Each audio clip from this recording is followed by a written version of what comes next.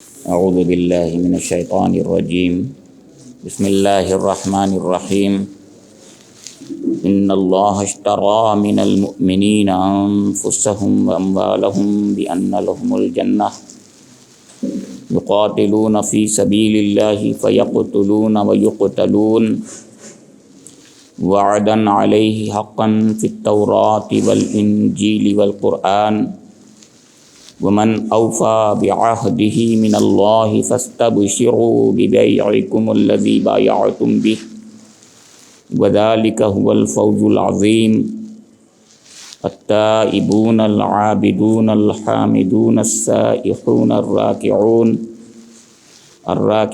الساجدون الآمرون بالمعروف والناهون عن المنكر والحافظون لحدود الله وبشر المؤمنين۔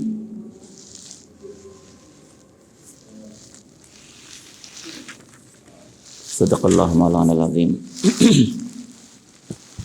یہ سورہ التوبہ کے 13ویں رکوع کی دو آیات 111 112 آپ کے سامنے تلاوت کی گئی ہیں۔ بہت ہی مارکۃ الآراء آیات ہیں۔ ان آیات کریمہ کا ترجمہ یہ ہے، حقیقت یہ ہے کہ اللہ تعالیٰ نے مومنوں سے ان کے نفس اور ان کے مال جنت کے بدلے خرید لیے ہیں۔ وہ اللہ کی راہ میں لڑتے اور مارتے اور مرتے ہیں۔ ان سے جنت کا وعدہ اللہ کے ذمے ایک پختہ وعدہ ہے تورات اور انجیل اور قرآن میں۔ اور کون ہے جو اللہ سے بڑھ کر اپنے عہد کا پورا کرنے والا ہو؟ بس خوشیاں مناؤ اپنے اس سودے پر جو تم نے خدا سے چکا لیا ہے، یہی سب سے بڑی کامیابی ہے۔ اللہ کی طرف بار بار پلٹنے والے، اس کی بندگی بجا لانے والے، اس کی تعریف کے گن گانے والے، اس کی خاطر زمین میں گردش کرنے والے، اس کے آگے رکوع اور سجدے کرنے والے، نیکی کا حکم دینے والے، بدی سے روکنے والے اور اللہ کی حدود کی حفاظت کرنے والے، اس شان کے ہوتے ہیں وہ مومن جو اللہ سے بیع کا یہ معاملہ طے کرتے ہیں۔ اور اے نبی صلی اللہ تعالیٰ علیہ وآلہ وسلم، ان مومنوں کو خوشخبری دے دو۔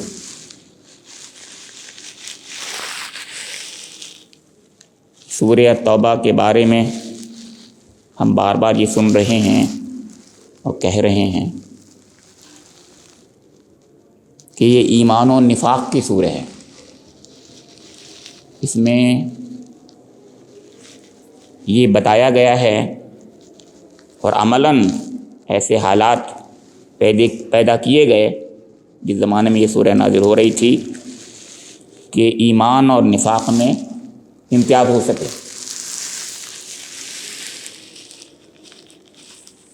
ایمان کی مزید وضاحت کرنے کے لیے،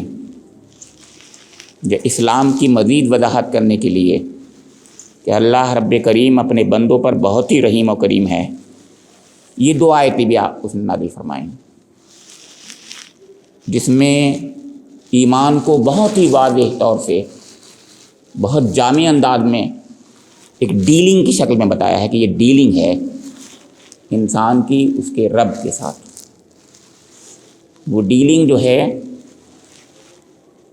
ان لوگوں کے سامنے اور زیادہ واضح تھی کیونکہ وہ زیادہ تر لوگ تجارت پیشہ لوگ تھے، لیکن دنیا میں ہم سب بھی خرید و فروخت تو کرتے ہی ہیں، اتنی ڈیلنگ تو ہم بھی کرتے ہیں، ہماری زندگی اس کے بغیر چلتی نہیں ہے۔ تو لہٰذا یہ کہنا کہ ان کے لیے زیادہ آسان تھا سمجھنا، ہمارے لیے بھی کم آسان نہیں ہے، مشکل نہیں ہے کہ انسان خریدتا ہے اور بیچتا ہے جو ڈیلنگ کرتا ہے آپس میں سودے جب کرتا ہے تو کس طریقے سے وہ بندھ جاتا ہے ایک خاص اخلاقی ضابطے میں. تو اللہ تعالیٰ نے جو جس ڈیلنگ کا ذکر کیا ہے اس سے پہلے بتا دیں آپ کو، آپ دیکھیں گے 100ویں آیت سے بات شروع ہوئی ہے بہت پہلے سے. والسابقون الاولون من المہاجرین والانصار والذین اتبعوہم بإحسان. وہ اسلام میں ایمان میں سبقت کرنے والے، چاہیں وہ مہاجرین ہوں یا انصار ہوں، اور ان کے اتباع کرنے والے، اللہ تعالیٰ ان سے راضی ہوا. رضی اللہ عنہم ورضوا عنہ، وہ اللہ سے راضی ہو گئے، ان کے لیے وہ اعد لہم جنات تجری تحتہا الانہار خالدین فیہا ذالک الفوز العظیم. پھر اس کے بعد فوراً اگلی آیت ہے وَمِمَّنْ حَوْلَكُم مِّنَ الْأَعْرَابِ مُنَافِقُونَ. ایک طرف ایمان ایک طرف منافقت، جیسے کہ بار بار آ رہا ہے، ہم لوگ سن رہے ہیں، وہی باتیں آ رہی ہیں. پھر ایک دونوں کے ساتھ میں ایک تیسری شکل اور کیفیت بھی بن سکتی ہے کہ جس کو یہ تو نہیں کہا جا سکتا کہ وہ پکا ایمان ہے، نہ یہ کہا جا سکتا ہے کہ پکی منافقت ہے، دونوں کے درمیان میں ہوتا ہے انسان. اس کو کوئی بھی نام دے دیجیے آپ چاہیں. وآخرون اعترفوا بذنوبہم خلطوا عملا صالحا وآخر سیئا. کچھ ایسے لوگ ہیں جن کے عمل دونوں مخلوط قسم کے ہیں، مکسڈ ہیں، غلطی بھی ہو جاتی ہے، اچھا بھی کام کر لیتے ہیں. دیکھ رہے ہیں یہ جو تین کیٹیگری ہو سکتی ہیں، یا تو بہت مخلص مومن ہوں گے، یا بالکل پکے منافق ہوں گے، یا تیسری کیفیت یہ ہوگی کہ کبھی ایمان کی کیفیت زور پکڑ گئی اور کبھی جو ہے منافقت جیسی کیفیت پیدا ہو گئی. چاہے اس کو منافقت نہ کہو لیکن کمزوری ضرور کہیں گے، ایمان میں کمزوری آ گئی تو وہ عمل اس کے لحاظ سے ان کے بنتے ہیں، اور وہ خلط اعمال کہیں گے، خلطوا عملا صالحا وآخر سیئا. برے اور اچھے دونوں عمل کہ بین بین ہے، مخلوط عمل ہے ان کا.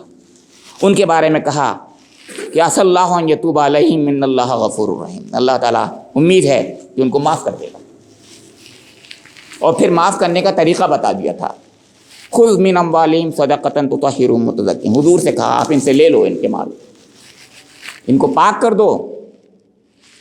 صدقۃ تطہرہم وتزکیہم بہا، صدقہ لے کر انہیں پاک کر دو اور نیکی کی راہ میں انہیں بڑھا دو. وصلی علیہم، دعا کرو ان کے لیے. حضور سے کہا جا رہا ہے. کیوں؟ ان صلاتک سکن لہم. حضور کی بہت بڑی اس میں مدح ہے، یہ بتایا ہوگا ہمارے اس سے پہلے درج ہوا ہے. بہرحال اب اس کے بعد میں یہ آیتیں ہیں جیسے گویا بہت سی آیتیں اور درمیان میں ایک آیت ہاں جو آپ گزشتہ جمعے میں آپ نے سنی ہوگی، مسجد ضرار کے تعلق سے. یعنی انسان جو ہے منافقت کو ایمان کے پردے میں چھپاتا ہے. کچھ اچھے اعمال کرنے کے لیے باہر میں پردہ لگاتا ہے اچھے اعمال کا، اچھی چیزوں کا، اور میں یہاں تک کرتا ہے کہ مسجد تک بنا لیتا ہے. لیکن مسجد کے پیچھے نیت خراب ہوتی ہے. ایسی مسجد ضرار ہوتی ہے، جھگڑے کی جڑ ہوتی ہے وہ. تو ایسے ہی مسجد قباء کے مقابلے میں مسجد ضرار ابو عامر راہب کے کہنے پر انہوں نے بنائی منافقین نے، جس کو اللہ کے رسول نے ڈھوایا، اور اللہ تعالیٰ نے اس کا باقاعدہ حکم دیا کہ لا تقم فیہ ابدا، کبھی مت کھڑے ہونا اس پر، بلکہ اس مسجد میں جس کی تقویٰ کی بنیاد پر یعنی مسجد قباء ہے اس پر جانا. اس کے بعد آج کی آیتیں یہ ہیں، آپ غور کر لیجیے. سمجھ میں آ رہی ہے کہ بعد ایک تسمیہ کہ ایمان ہی کے تعلق سے باتیں چل رہی ہیں. ایمان کی شکلیں ہیں، حیاتیں ہیں، جہاد ہیں، ان کا ذکر ہو رہا ہے. لیکن جسے کہتے ہیں نا اللہ رب کریم بات کو اتنے واضح کرتا ہے اپنے بندوں کے لیے کہ کوئی ابہام نہیں رہتا. اور پھر حجت تمام کرنے کے لیے ضروری تھا کہ اس کو اور واضح کیا جاتا. تو آج کی آیت میں گویا دو باتیں ہیں. ایک تو یہ کہ ایک کمزور سے کمزور شخص کے لیے بھی سمجھانا کہ ایمان ہے کیا، ایمان کی ڈیلنگ کیا ہے، ایمان کسے کہتے ہیں. اور دوسرے یہ کہ حجت تمام کر دینا کہ ایمان یہ ہے. اگلی آیت میں التائبون العابدون کو اس کو حجت تمام کر دی ہے. تو فرمایا ان اللہ اشتری من المؤمنین انفسهم واموالهم بان لهم الجنہ. حقیقت یہ ہے کہ اللہ نے مومنوں سے ان کے نفس اور ان کے مال جنت کے بدلے میں خرید لیے. حقیقت کے لحاظ سے اللہ تعالیٰ نے مومنوں سے ایک وعدہ کیا ہے، یعنی کہ یہ مومنوں نے اللہ سے اب ایک وعدہ کیا. تو دونوں نے وعدہ کیا ہے، مومن نے پہلے وعدہ کیا ہے اور اللہ تعالیٰ نے بھی وعدہ کیا ہے. دو وعدے ہیں، ایک مومن کا وعدہ ہے، اس کے بدلے میں اللہ کی طرف سے وعدہ بشارت کا وعدہ ہے، اس کا ذکر ہے اس کے اندر. اب سوال یہ ہے کہ وہ جو وعدہ کر رہا ہے، جو بات کہہ رہا ہے، وہ بیعت ہے، اور بیعت میں وہ جو ہے ایک ڈیلنگ کر رہا ہے، ایک خرید و فروخت میں ایک ڈیلنگ کر رہا ہے اپنے رب سے. کچھ بیچ رہا ہے، کچھ خرید رہا ہے. بیچ جو رہا ہے اپنی جان اور مال کو بیچ رہا ہے، اور خرید رہا ہے جنت. لیکن جو کچھ بیچ رہا ہے وہ اس کا اپنا تو ہے ہی نہیں. بنیادی لحاظ سے، حقیقت نفس الامری کے لحاظ سے جو کچھ بھی اس کے پاس ہے وہ اس کے پاس اپنا نہیں ہے، وہ سب اللہ کا ہے. تو حقیقت کے لحاظ سے تو اس کے پاس کچھ نہیں ہے. جان دی ہوئی اسی کی تھی. حق تو یہ ہے کہ حق ادا نہ ہوا. اگر وہ جان بھی دے دے گا تو کس کی جان دے رہا ہے؟ اللہ کی دی ہوئی جان دے رہا ہے. مال اگر دے رہا ہے تو کس کا دے رہا ہے؟ اللہ کا دیا ہوا مال دے رہا ہے. اس کے پاس تو امانت ہے. لیکن اللہ تعالیٰ کہتا نہیں، کچھ ہے تیرے پاس، لیکن وہ کچھ ہے جو وہ نہیں ہے جو جان اور مال ہے، بلکہ کچھ اور ہے جو اللہ نے دیا ہے. وہ ہے اختیار، آزادی. تو آزادی جو دی ہے بس وہ دیا ہے، اس کو کچھ نہیں دیا. اس کے پاس کچھ نہیں ہے اپنا، صرف اس کے پاس وہ ہے آزادی رائے، آزادی اختیار. یعنی میں چاہوں تو یہ کہہ دوں کہ ہاں میں کروں گا، یہ کروں گا میں، اور چاہے تو کہہ دوں ٹھکرا دوں میں نہیں کروں گا. اور اس کو اللہ بھی نہیں روکتا، اسی کو نہیں روکتا اللہ تعالیٰ. تو یہ ہے جو اس کے پاس ایک چھوٹا سا دائرہ ہے اختیار کا، اس میں امتحان ہو رہا ہے اس کا. آپ کو اس میں اگر وہ یہ وعدہ کر لیتا ہے اپنے رب سے، اے میرے رب، میں نے اپنی جان اور اپنی مال جو تیری ہی تھی، تیری ہی دی ہوئی تھی، جنت کے بدلے میں خرید لی. یہ ہے وہ بات کہ جو اللہ رب کریم اس کو مان لیتا ہے. حالانکہ میں نے بتایا کہ اس کے پاس اپنی تھی نہیں وہ، لیکن صرف اس اختیار پر وہ اپنے یہ کہہ دیتا ہے کہ میں نے جو تو نے مجھے اختیار دیا تھا کہ میں انکار کر دیتا چاہیں تو، لیکن اے میرے رب، اپنی خوشی سے میں اس کے لیے تیار ہو گیا ہوں. اس خوشی کا اظہار کر کے اس اختیار کا وہ صحیح استعمال جب کرتا ہے تو اس کے بدلے میں جنت مل جاتی ہے. اس کا اظہار کر کے اس کا ثبوت بھی فراہم کرنا ہوگا. یہ اور بتا دوں یہ بات، دو باتیں ہیں کہ یہ نہیں کہ اظہار کر لے، زبان سے کہہ بھی دیا لا الہ تو کیا حاصل؟ نگاہ، دل و نگاہ جو مسلمان نہیں تو کچھ بھی نہیں. یہاں پھر بھی بات یہ ہے کہ یہاں بھی نہیں کہ زبان سے کہہ دیا، بلکہ عمل سے بھی ثابت کرنا ہے. دو چیزیں ہیں، اس اختیار کو اپنی زبان سے کہا اور اپنے عمل سے ثابت کر دیا. اب ان میں دو چیزیں ہیں، زیادہ لمبی چوڑی اللہ تعالیٰ نے اس سے وہ مطالبہ نہیں کیا، لیکن اگر غور کریں تو بہت کچھ ہے. سب کچھ وہی ہے، ایک جان اور ایک مال. جان کا مطلب یہ نہیں کہ اللہ تعالیٰ جان لے لینا چاہتا ہے، بلکہ جان کا مطلب یہ ہے کہ اس کی صلاحیتیں جو اس کے پاس ہیں ان کا استعمال اللہ کی راہ میں کروانا چاہتا ہے.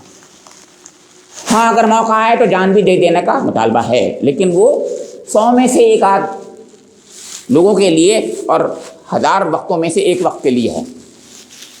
ایسا ہوتا نہیں ہے کہ انسان نہ اللہ تعالیٰ کہتا ہے کہ تو ایسے تو جان دے دے، نہ بالکل نہیں. وہ یہ مطالبہ اس سے اس وقت ہے جب کہ حقیقت میں نفیر عام ہو جائے، حقیقت میں ایسا ہو جائے اس کے ذکر آ گیا ہے.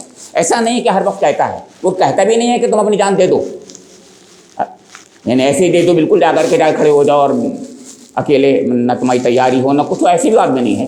یا یہ کہ تمہارا امیر بھی نہ کہے اور تم چلے جاؤ، ایسا بھی نہیں ہے. مطلب اس کی جو شرائط ہیں ان شرائط کے ساتھ میں سب کچھ کرنے کے بعد جہاد کی جو شرطیں ہیں ان سب کے ساتھ میں جیسے ذکر میں کر چکا ہوں جس کا، تب اس کو اجازت ملتی ہے، ورنہ اجازت بھی نہیں ملتی. تو عرض کیا جا رہا ہے، میں کر رہا ہوں کہ فرمایا کہ اللہ تعالیٰ نے مومنوں کے جانیں، مومنوں کے مال جو ہیں جنت کے بدلے میں خرچ. یعنی مطلب یہ ہے کہ میں اپنی صلاحیتیں اللہ کی راہ میں خرچ کروں گا اور اپنے مال بھی اللہ کی راہ میں خرچ کروں گا.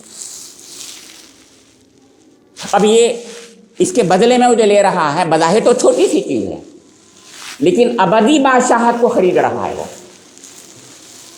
کیونکہ دنیا کی زندگی کتنی ہی بڑی کیوں نہ ہو لافانی نہیں ہے، باقی رہنے والی نہیں ہے. فائنائٹ ہے اور وہ لا فانی ہے، ابدی ہے، ہمیشہ ہمیشہ۔ ابدی، ایک تو ابدی زندگی ہے، اور ایک بات دوسری ہے کہ جس چھوٹی سی چیز کے بدلے میں لے رہا ہے وہ بادشاہت ہے وہاں۔ میں ایک بار اپنے کسی تحقیق کے تعلق سے وہ پڑھ رہا تھا، بائبل پڑھ رہا تھا، حضرت آدم کے بارے میں، وہاں پر جنت عدن میں تھے، تو اس کی تفصیل ہے اس کے اندر سے، اولڈ ٹیسٹمنٹ کی بات کر رہا ہوں۔ تو کہا جاتا ہے کہ بادشاہوں سے زیادہ بادشاہ، یعنی ایک رتھ ہے اس کا، اور اس میں چاروں طرف فرشتے اس کو چلتے ہیں لے کے، اور سمجھ رہے ہیں آپ کہ بہت اس کا رتھ اڑتا ہے، جدھر چاہتا ہے وہ لے جاتا ہے، جنت میں پھر لے کے پھرتا ہے۔ بادشاہوں سے زیادہ بڑا بادشاہ بنا ہوا ہے، حضرت آدم کی بات کر رہے ہیں وہاں پر اس وقت۔ حقیقت یہ ہے کہ حضرت عیسیٰ علیہ السلام نے اس کو نیو ٹیسٹمنٹ میں بارہا کہا اور ذکر آیا ہے اس کا کہ اصلی چیز جو ہے، بادشاہت جو ہے انسان کو جو ملتی ہے وہ ملے گی، وہ ابدی بادشاہت وہاں پر وہ چیز ہے جس کو لے لو تم لوگ۔ تو کون سا یہ سودا مہنگا ہے کہ سستا؟ یعنی ہماری زندگی کتنی، 4 دن کی، 10 دن کی، 20 دن کی، مطلب اس کو 100 سال کے بول لو۔ ہمارے پاس مال کتنا، کچھ بھی کہہ لو، فائنائٹ، اس میں کیا خرید سکتے ہیں ہم؟ کچھ بھی نہیں خرید سکتے اگر دیکھا جائے تو۔ لیکن ادھر جنت کی جو نعمتیں ہیں ان میں ایک نعمت کی قیمت بھی ہم ادا نہیں کر سکتے اپنے اس مال کے بدلے میں، مال سے اگر لے چاہیں تو، کیونکہ وہ ایسا ہے ہی نہیں، وہ ایسی نعمت ہے ہی نہیں۔ پھر وہ ہمیشہ رہنے والی نعمت ہے، ہمیشہ کی بادشاہ ہے۔ تو بہت سستے چھوٹ گئے ہم کو، بڑے سستے میں خرید لیا ہم نے، تو حقیقت یہی ہے۔ لیکن مگر سوچنے کا ہی طریقہ ہے کہ سوچیں، ایک مومن یہی سوچتا ہے، مومن کی حیثیت سے ہمیں یہی سوچنا چاہیے، ہمیں یہی ڈیلنگ کرنا چاہیے۔ اور جب ہم نے یہ ڈیلنگ کر لی ہے تو اللہ کا نام لے کر اس پر چلنے کا عزم کر لینا چاہیے۔ یہاں پر یہی بات فرمائی جا رہی ہے کہ جنت کے بدلے میں مومنوں کے جان اور مال کو اللہ تعالیٰ نے خرید لیا ہے۔ اب اس کے لیے جو مطالبہ تھا، اس کا جو اظہار جیسے کرتے ہیں، وہ فرمایا کہ یقاتلون فی سبیل اللہ فیقتلون ویقتلون، کیونکہ وہ زمانہ سورہ کا جو ہے، جس زمانے کا ہے، جس سیاق میں یہ پوری باتیں آیتیں چل رہی ہیں، اس کا ذکر کر دیا۔ اس کا مطلب یہ نہیں ہے کہ یہی ہے، بلکہ پوری زندگی ایک الگ چیز ہے۔ لیکن وہاں اس پرسپیکٹیو میں، جس پرسپیکٹیو میں سورہ توبہ نازل ہو رہی ہے، یہاں یقاتلون فی سبیل اللہ فیقتلون ویقتلون کہا گیا کہ اللہ کی راہ میں یہ قتال کرتے ہیں، تو مارتے بھی ہیں اور مارے بھی جاتے ہیں۔ ظاہر ہے جب قتال کریں گے تو ماریں گے اور مریں گے، یہی ہوگا۔ لیکن اس کا مطلب یہ نہیں ہے کہ اللہ تعالیٰ کا مطالبہ یہی ہے، جیسے میں نے عرض کیا، یہ تو آخری چیز تھی جس کا ذکر کر دیا۔ تو سوچ لو، مرحلہ یہ بھی آ سکتا ہے، لیکن یہ مرحلہ میں نے عرض کیا کہ 1000 میں سے ایک شخص کو آتا ہے، اور زندگی میں کبھی آتا ہے تو کبھی نہیں بھی آتا۔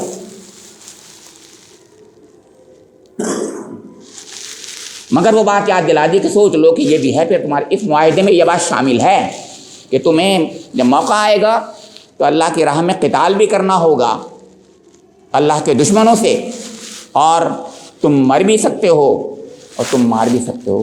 مارو گے تو غازی اور مجاہد ہوگے، مر جاؤ گے تو شہید ہوگے۔ فرمایا وعدن علیہ حقاً فی التوراۃ والانجیل والقرآن، کہ یہ برحق وعدہ ہے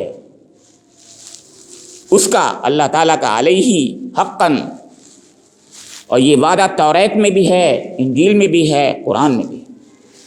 یعنی یہ بات کہ یہ ہم نے مومنوں سے ان کی جان اور مال خرید لی ہے جنت کے بدلے میں، اور یہ وعدہ کر رہا ہے اللہ تعالیٰ، تو یہ وعدہ اس نے اس سے پہلے کی کتابوں تک میں لکھ دیا تھا، توریت میں، انجیل میں بھی لکھ دیا تھا۔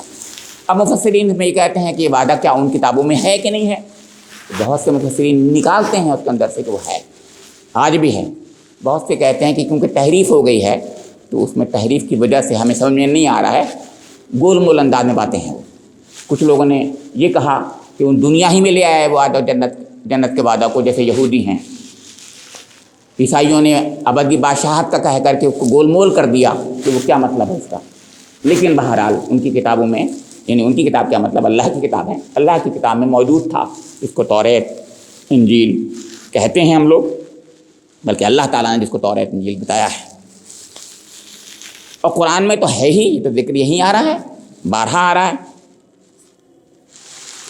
مزید حوصلہ افزائی کے لیے فرمایا کہ ومن اوفی بعہدہ من اللہ فاستبشروا ببیعکم الذی بایعتم بہ وذلک ھو الفوز العظیم۔ اس شخص سے بڑھ کر اچھا وعدہ کس کا ہو سکتا ہے؟ اور کون ہے جو اللہ کے ذمے اور کون ہے جو اللہ سے بڑھ کر اپنے عہد کا پورا کرنے والا ہو؟ کون ہے جو اللہ سے بڑھ کر اپنے عہد کا پورا کرنے والا ہو؟ بس خوشیاں مناؤ اپنے اس سودے پر جو تم نے خدا سے چکا لیا ہے۔ کیا بشارت دی ہے اللہ تعالیٰ نے، کس طریقے سے بات فرمائی ہے۔ مومنوں سے اپنوں سے اپنی سی بات کرتا ہے وہ، یہ بشارت جو دے رہا ہے کہ اپنوں سے تو بات کر رہا ہے کہ خوشی مناؤ تم لوگ۔ غیروں سے ایسی بات نہیں کہی جاتی، جو سمجھتے ہی نہیں ان حقیقتوں کو، معرفتوں کو، وہ جانتے نہیں، ان سے تھوڑی کہا جائے گا، ان سے ہی کہا جائے گا جو کہ حقیقت میں اس حقیقت کو سمجھتے ہیں کہ جنت کتنی بڑی حقیقت ہے، کیسی حقیقت ہے، اس سے بہتر کوئی چیز نہیں ہو سکتی۔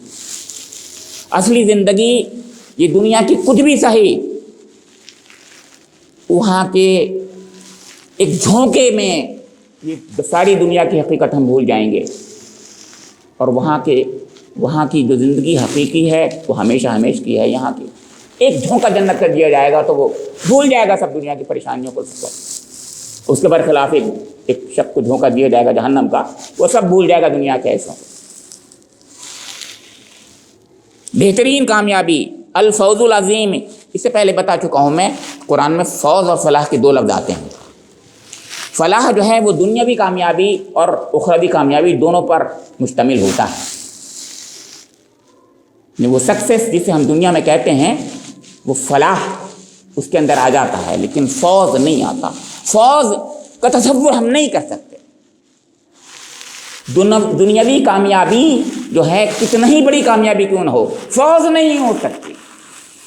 فلاح ہو سکتی ہے، بہت بڑی کامیابی اگر ہو جائے تو فلاح، لیکن فوز ہو ہی نہیں سکتی۔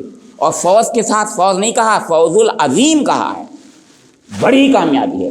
فوز یعنی جس کا تصور ہم نہیں کر سکتے، وہ کامیابی جو فلاح سے بالکل الگ ہوتی ہے چیز، فوز اور فلاح اسی لیے کہا جاتا ہے، اور اس میں بھی عظیم، یہ ہے سب سے بڑی کامیابی۔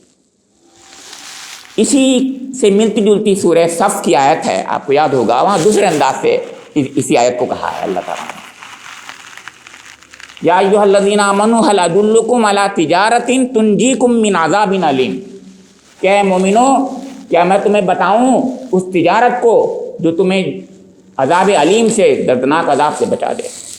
تنجیکم من عذاب علیم تؤمنون باللہ ورسولہ وتجاہدون فی سبیل اللہ باموالکم وانفسکم ذالکم خیر لکم ان کنتم تعلمون یغفر لکم ذنوبکم ویدخلکم جنات تجری من تحتہا الانہار ومساکن طیبۃ فی جنات عدن ذالک الفوز العظیم۔ یہ وہ وہاں کی آیت ہے، اسی کو دوسرے انداز سے وہاں کہا گیا ہے، وہ منفی انداز سے۔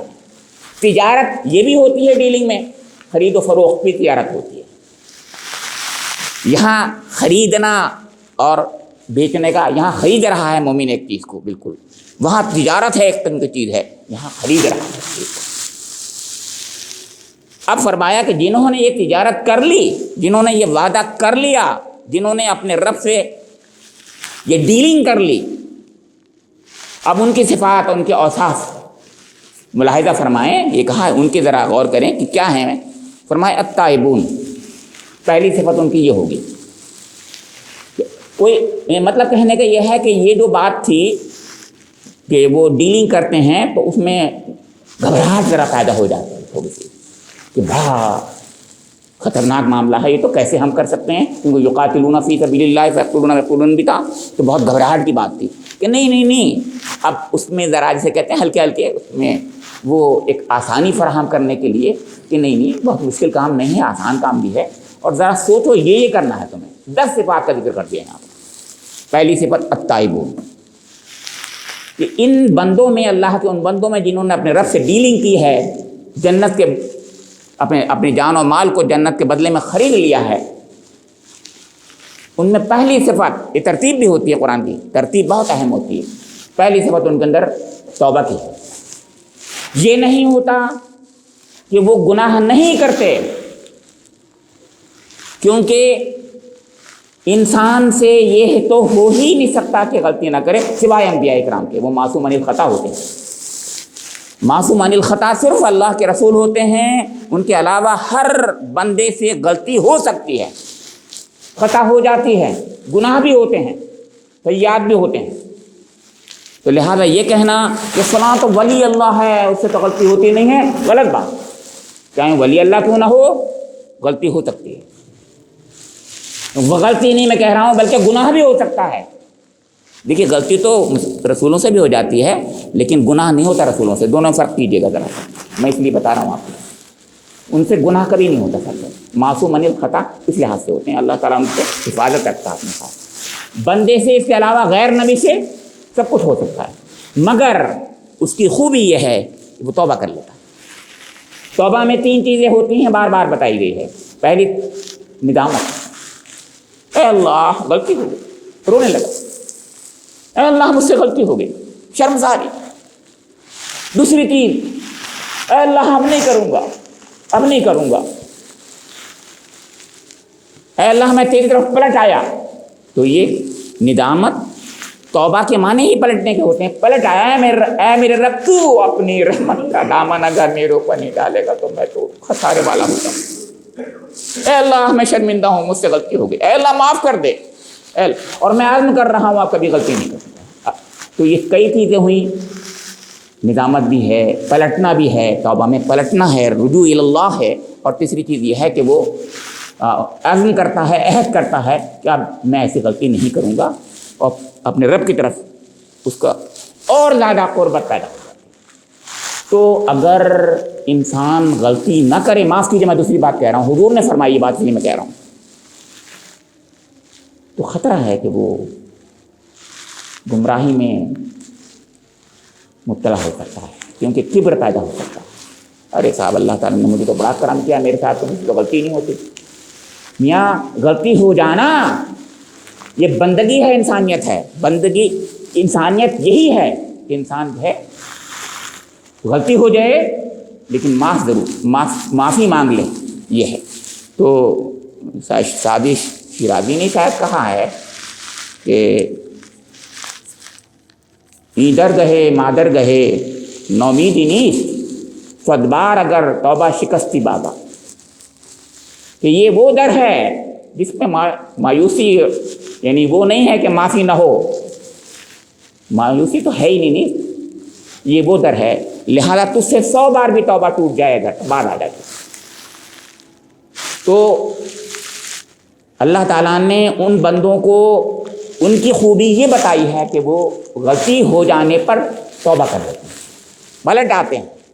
غلطی ہو جانا تو انسان ہے، ہیومن ایرر جسے کہتے ہیں، غلطی ہوتی ہے، ہیومن از ایرر، اس سے غلطی ہو جاتی ہے، لیکن غلطی پر ندامت ہونا، پھر عزم کرنا، یہ پسند ہے وہ۔ یہ بلکہ میں ایک حضور کی حدیث پر ذکر کر دوں، حضور نے فرمایا اگر تم لوگ غلطی نہیں کرو گے اور توبہ نہیں کرو گے تو اللہ تعالیٰ دوسری قوم کو یہاں دنیا میں بھیج دے گا، وہ غلطی کریں گے اور پھر توبہ کریں گے۔ اللہ کو یہ پسند ہے ہی نہیں کہ غلطی نہ کرے انسان، غلطی تو ہوگی اس سے لیکن توبہ کریں گے، یہی چاہتا ہے میرا رب، آپ طرف ہمارا رب۔ کتنی اچھی باتیں بتائیے، کتنی اچھی چیزیں، کتنا ہمارا امتحان ہلکا کر دیا اللہ تعالیٰ نے۔ غلطی ہم سے ہو جا رہی ہے اور پھر بھی کہتا ہے کہ نہیں میں معاف کر دوں گا تمہیں۔ پھر فرمایا یہ پہلی چیز تھی تائبون، پھر دوسری صفت ان کی بتائی العابدون، عبادت اپنے پورے جامع معنی میں ہے۔ عبادت سرفگندگی کو کہتے ہیں، سرنڈر کو کہتے ہیں، سبمیشن کہتے ہیں۔ تو submission before the lord, before Almighty, اور یہ سرنڈر جو ہے اللہ کے حضور کر لینا، جھک جانا، اور اس جھکنے میں اپنے رب کی وہ بندگی بھی اختیار کرنا جس کو ہم پوجا و پرستش کہتے ہیں، یعنی حقیقت میں جھک جانا، یعنی جس کو میرا رب آپ کا رب، اس کو عبادت کا نام دلواتا ہے، اس عبادت کو جس کو نماز ہم روزہ، حالانکہ اس کا ذکر آگے ہے، لیکن یہ عبادت پوری شکل میں ہے، یعنی جس میں جھک جاتا ہے انسان۔ لیکن اس میں ایک پہلو اور ہے اطاعت کا، یعنی اللہ تعالیٰ جو حکم دیتا ہے اس کو پورا کرنا، فرما برداری کا رویہ اختیار کرنا۔ پھر تیسری صفت بتائی ان کی الحامدون ہے، کہ میرے وہ بندے جنہوں نے مجھ سے یہ بیع کیا ہے، یہ بیعت کی ہے، یہ عہد کیا ہے جنت کے بدلے میں، وہ ایسے ہوتے ہیں کہ وہ حامد ہوتے ہیں، یعنی وہ میری تعریف کرتے ہیں۔ اچھا، ان میں سب صفات میں ایک کانسسٹنسی، استمرار پایا جاتا ہے، یاد رکھیے، ایسا نہیں کبھی کر لیتے ہیں، بلکہ یہ التائبون ہیں، یعنی توبہ کرنے والے ہیں، توبہ کرتے رہنے والے، اس لیے کچھ لوگوں نے ترجمہ کیا ہے۔ پھر عبادت کرتے رہنے والے ہیں اور تعریف کرتے رہنے والے ہیں، یعنی ایسا نہیں کبھی تعریف کر لی، بلکہ ہر حال میں الحمدللہ کہنے کا، الحمدللہ علی حالک، الحمدللہ علی کل حال، جو بھی لفظ بولیں آپ، جو بھی کہیں، ہر حال میں اللہ کا شکر ہے۔ تو ایسا نہیں کہ مایوسی میں کہا یہ، بلکہ یہ کہا نہیں میرے رب تیرا شکر ہے۔ اس کی وجہ یہ ہے کہ انسان اپنے اوپر نظر کرے تو اس کی نعمتیں، اللہ کی نعمتیں اس کی ان کلفتوں سے 1000 گنا زیادہ ہیں، آج بھی ہر وقت ہر لمحے ہوتے ہیں، ہر وقت اس کی نعمتیں اس پر اس کا فیضان ہوتا ہے۔ مان لیجیے میری آنکھ ہے، آنکھ تو ہے آپ بھی کہہ لیں، لیکن آنکھ کسی وقت ایسا ہو سکتا ہے کہ آنکھ دیکھنا بند کر دیں گے، ہوتا ہے، اچھی خاصی نظر ہے لیکن نظر نہیں آتا، اچانک ہو جاتا ہے، ایسا بھی ہوتا ہے۔ یہ کوئی کہے کہ آنکھیں ہوں، نہیں، آنکھیں بہت سے اللہ تعالیٰ نے نابینا پیدا کی ہے، لیکن کچھ لوگوں کو آنکھوں میں پیدا کرنے کے بعد میں ایک بیماری ایسی ہو گئی، وہ اچانک ہو گئی، کبھی ٹھیک کبھی خراب ہو گیا، تو وہ کسی وقت بھی لے سکتا ہے بینائی، کچھ دیر کے لیے لے سکتا ہے بینائی۔ تو کوئی کہے اس کے بدلے میں تم کیا دو گے؟ ڈاکٹر صاحب چلے گئے ہمارے، یہ قصہ بار بار سناتے ہیں سب کے سامنے، وہ کہتے ہیں کہ ایک گدھا جو تھا وہ بھی مانگ رہا تھا، یہ کہہ رہا تھا کہ اے لوگوں اس کے حال پہ رحم کرو، جس کے پاس کچھ نہیں ہے اس کو کچھ دے دو، جس کے پاس کچھ نہیں۔ ڈاکٹر شبیر صاحب کے پاس سنا رہا ہوں، یہی کہتے ہیں، حالانکہ میں نے وحید الدین صاحب کی کتاب سے پڑھا تھا اس کو۔ تو انہوں نے کہا کہ کیا بات ہے کہ میرے پاس کچھ نہیں ہے؟ تو انہوں نے کہا تیرے پاس کچھ نہیں ہے کہ تیرے پاس بتا یہ 2 آنکھیں ہیں کہ نہیں ہیں؟ ہاں صاحب آنکھیں تو ہیں۔ پھر ایک آنکھ دے دے تو کتنے میں تجھے 1 لاکھ روپے دوں گا۔ تو میں تو نہیں دوں گا، کہ کیوں نہیں دے گا؟ ایک ہی آنکھ تو لے رہا ہوں، 2 آنکھیں تھوڑی لے رہا ہوں، 2 آنکھیں تجھ سے میں 10 لاکھ میں لیتا، میں تو ایک ہی آنکھ لے رہا ہوں۔ اچھا، کہا کہ تیرے 2 کان جو ہیں ان میں سے سننے کی ہے، ایک کو لے لیتا ہوں میں، اس کے بھی 50,000 روپے۔ ایسے ہی ہر چیز کے بارے میں کہتا چلا گیا، تو وہ کروڑ روپے سے زیادہ کا قیمت کا ہو گیا وہ شخص۔ کیا تو کروڑ پتی ہے؟ تو کہہ رہا ہے میرے پاس تو کچھ نہیں ہے، تو دے کے دکھا، تیرے رب نے اتنا کچھ تو دیا ہے اور تو کہہ رہا ہے میرے پاس کچھ نہیں ہے۔ تو یہی بات ہمارے ساتھ میں، ہم اگر غور کریں تو ہر وقت نعمتوں کا اتنا فیضان ہو رہا ہے ہمارے ساتھ، ہمیں حمد کرنی چاہیے۔ ہر سانس جو آ رہی ہے وہ حمد واجب کر دیتی ہے، اور جو سانس جا رہی ہے وہ ہمارے پر حمد واجب کر دیتی ہے۔ جو آ رہی ہے، جا رہی ہے، آ رہی ہے، یہ نہیں آتی تو سانس نکل جاتی، آپ بھی جانتے ہیں، بس ختم ہو جاتا۔ جب تک چاہ رہا ہے وہ کر رہا ہے، ہمارے ساتھ میں ایسا ہو رہا ہے۔ ہاتھ پیر ہر چیز ہمارے نظام جسم، نظام ہضم، نظام خون، نظام سرکولیشن کا نظام، اور پیشاب کا، پخانے کا، ہر چیز کا نظام، آپ جس کی بات کرتے ہیں ہر چیز کا نظام ایسے ہی ہے کہ صاحب ذرا بھی ڈسٹرب ہو جائے تو آپ سمجھ لیجیے کیا ہوتا ہے۔ تو فرمایا جا رہا ہے کہ حمد کرنے والے یہ لوگ ہیں، حمد کرتے رہنے والے لوگ ہیں۔ السائحون، سائحون بہت مشکل سا ورڈ ہے، سیاحت سے بنا ہے، لیکن سیاحت کے ساتھ ریاضت کا پہلو اس کے اندر جو ہے غالب ہے۔ ریاضت کا مطلب یہ ہے کہ اللہ کی راہ میں انسان اپنے ہاتھ پیروں کے ذریعے سے چلتے پھرتے کر کے دکھائے، یعنی پوری ریاضت کرے، قربانیاں دے، ہاتھ سے، پیر سے، زبان سے، ہر چیز سے اپنے قربانیاں دے، اپنی دعوت حق پیش کرے، امر بالمعروف نہی عن المنکر بھی کرے، اور صاحب نمازی بھی پڑھے، یعنی ہاتھ پیر کے جتنے کام ہیں وہ سب کچھ کرے، اور اللہ کی راہ میں جہاد کرے، اللہ کی راہ میں حج کرے، اللہ کی راہ میں نکلے۔ یہ سب سیاحتی سے تو ہوگا، چلے گا تبھی تو ہوگا ایسا، جب نہیں چلے گا تو کیسے ہو جائے گا؟ تو اس میں تمام چیزیں جو ہیں آ جاتی ہیں۔ اسی لیے رہبانیت تو اسلام میں جائز نہیں ہے، لیکن سیاحت، یہ والی سیاحت جس کا قرآن ذکر کر رہا ہے، وہ جائز ہے۔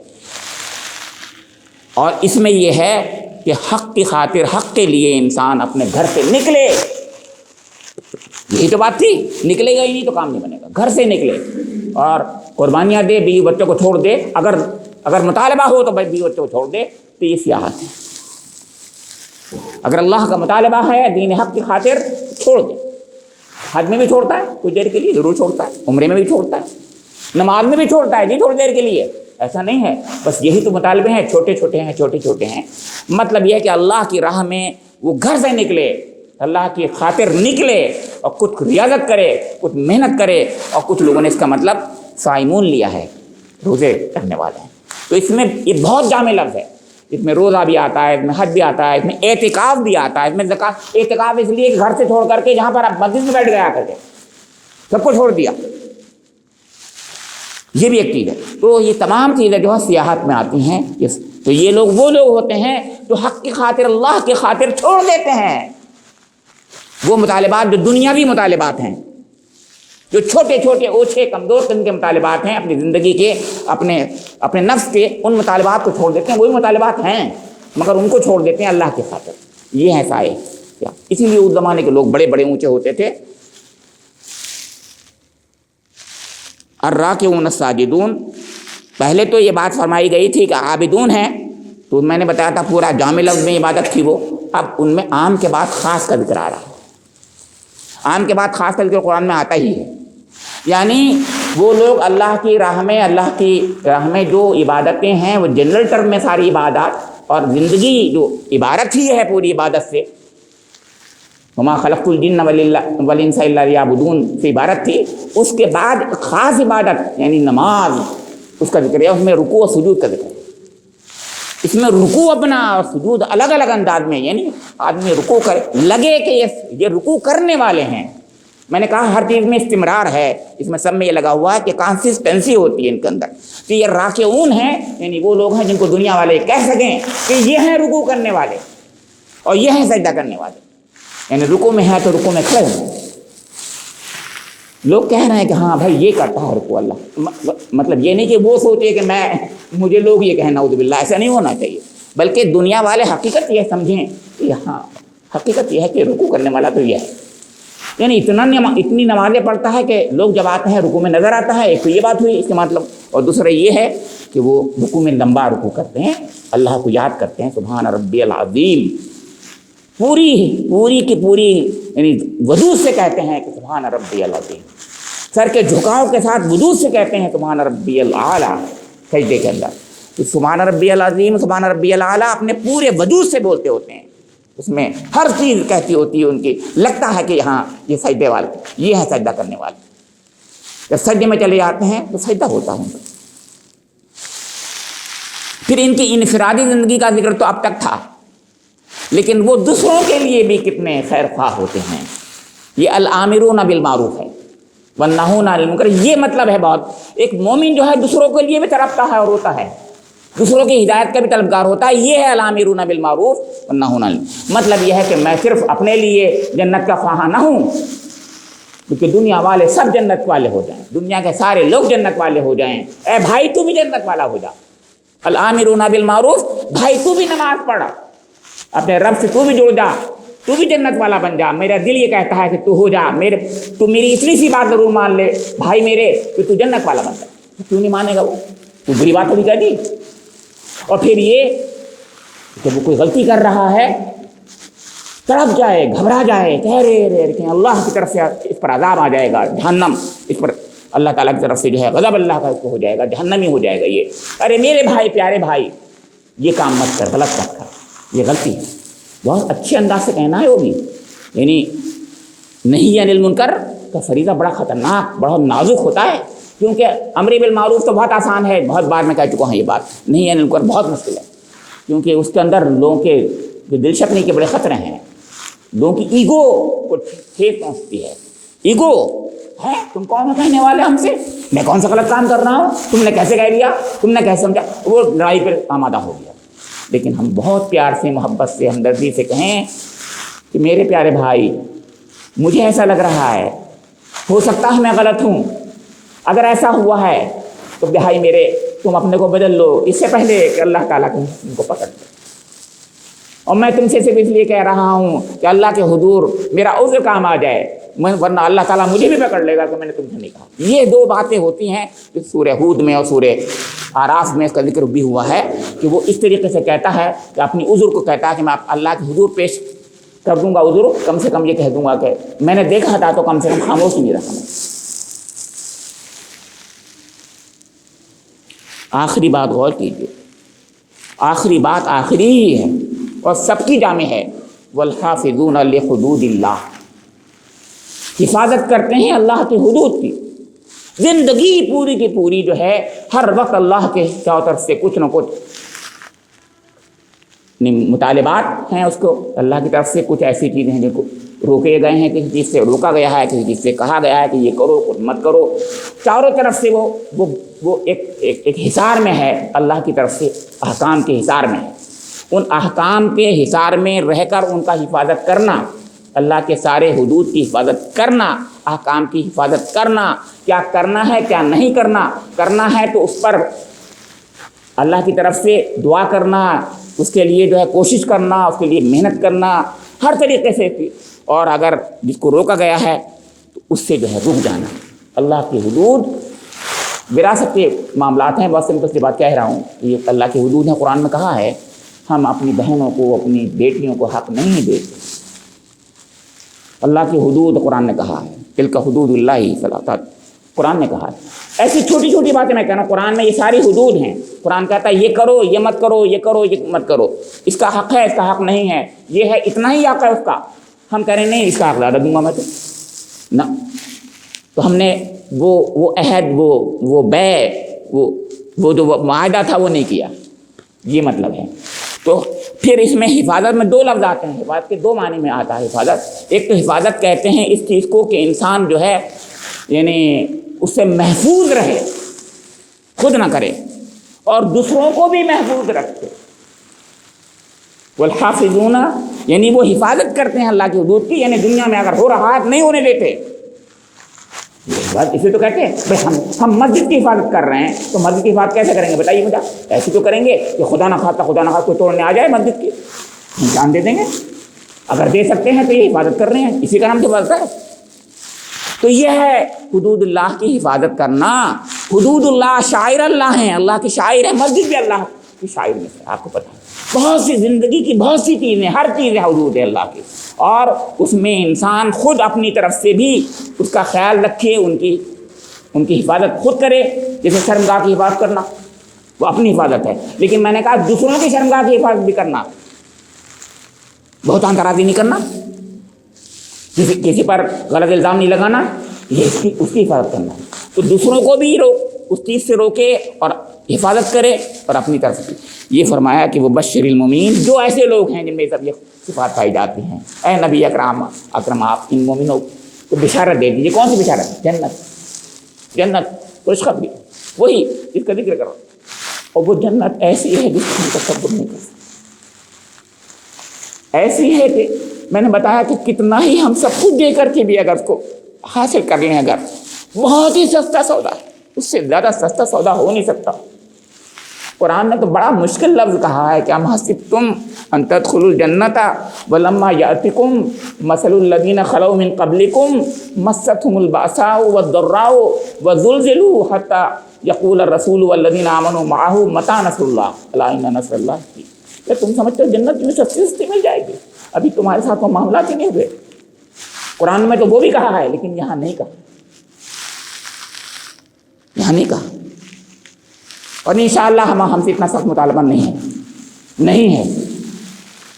میں نے بتایا کہ 1,00,000 میں سے ایک شخص کے لیے وہ مطالبہ ہوتا ہے، 99,999 لوگ کا ہلکا ہے معاملہ، بہت سستا ہے۔ اللہ رب کریم سے میری دعا ہے کہ مجھے اور آپ لوگوں کو یہ جو آیات اللہ میرے رب کریم نے آپ کے سامنے ہمارے سامنے سب رکھے ہیں، ان کے مطابق ہم جو عہد کرنا چاہیے ہم نے رب سے عہد کر لیں، اس کے بدلے میں جنت کو خرید لیں، تو میرے رب کا وعدہ، آپ کے رب کا وعدہ برحق ہے، اس سے بڑھ کر سچا وعدہ کس کا ہو سکتا ہے؟ اور جب اس نے قرآن انجیل اور توریت میں بھی کہہ دیا ہے تو ہمیں خوشیاں منانے چاہیے. فاستبشروا ببیعکم الذی بایعتم، ہمیں خوشیاں منانا چاہیے. کتنا سستا سودا ہمارے لیے کر دیا. تو یہ حضور نبی اکرم محمد صلی اللہ علیہ وسلم کے طفیل میں کیا ہے، یہ بتا دوں آپ کو میں. اس سے پہلے اتنا بڑا سخت اتنا ایسا وعدہ نہیں تھا اللہ تعالیٰ کا. یہ حضور نبی خاتم کے طفیل میں ہمارے لیے وعدہ اللہ نے کیا ہے. رب کریم مجھے اور آپ لوگوں کو حضور کی شفاعت بھی نصیب فرما دے، اپنی محبت نصیب فرما دے، حضور کے ساتھ وہ عقیدت نصیب فرما دے جیسے شایان شان ہوں. اللہ تعالیٰ میرے اور آپ کے گناہوں کو معاف فرما دے.